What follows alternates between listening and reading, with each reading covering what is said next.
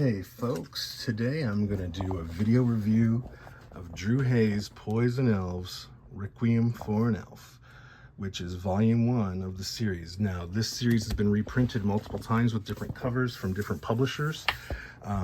This was printed by Sirius Entertainment, but it reprints his original self-published works from Mulehide Graphics.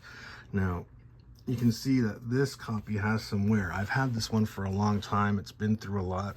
It's been read many times. And I feel like this is one of the most underappreciated 80s and 90s independent comic series ever. And the original installments of this series were actually done in prose. So this was before Drew actually started drawing full comics. You can see the characters done as page backgrounds there, but it's not until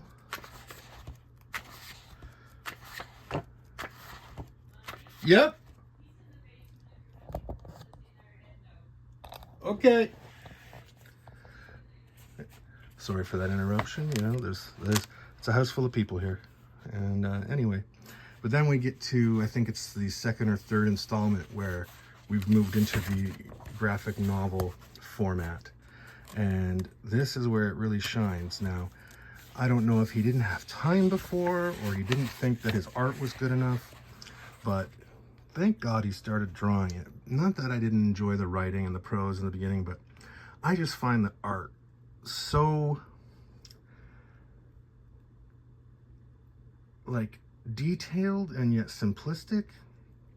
Like, Drew Hayes was great with expressions. You can, you know, his characters emote, and he's got a really strong black line, but he wasn't afraid to experiment with like little intricate patterns like this runner on the stairs. But he knew how to set it so that like the character was mostly open whites in front of that pattern, so they weren't conflicting and things weren't melding into each other. Same here.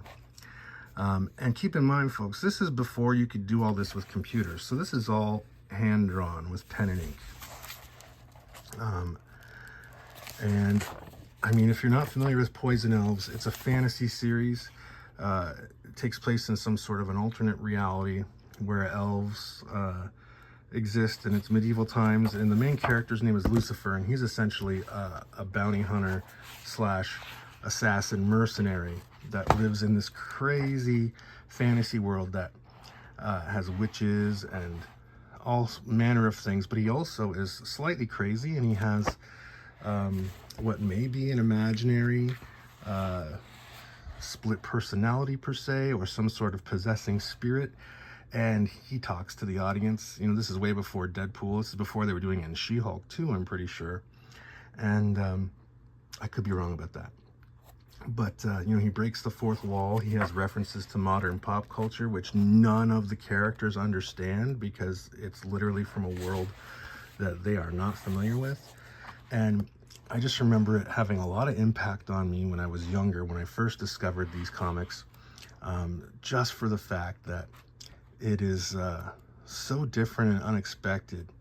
And the main character is such an anti-hero, or for lack of a better term, he's so cynical, and he's not trying to stand for truth and justice. He generally he's antisocial.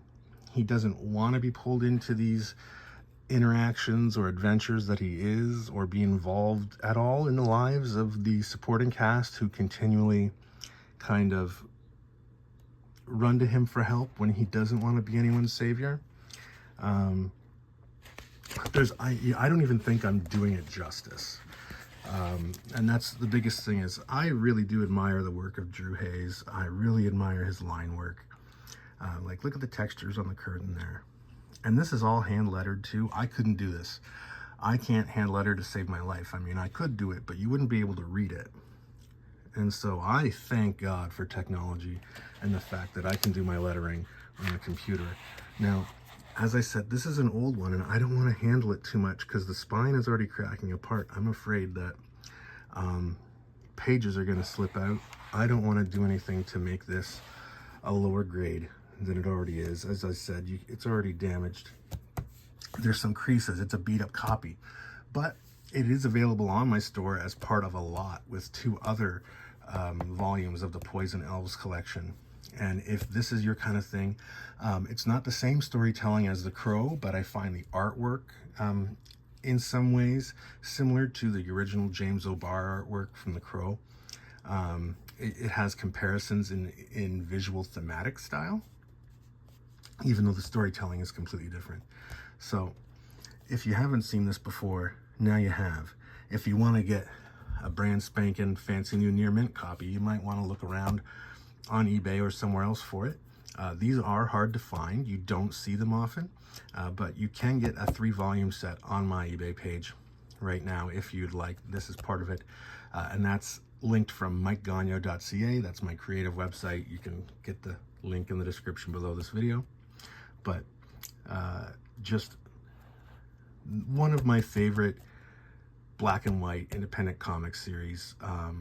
I love the writing on it. I love the characterization. So take a look, and if that looked interesting to you, maybe you will want to grab it, or grab it from someone else, or just look it up online, see what you can do. In either event, super cool book. I'm a super big fan, and beyond that, thanks for watching. If you'd like more of this, check my website, mikegagno.ca, or my YouTube page, which you should be able to get to from this video. Other than that, thank you for watching, and have a great day.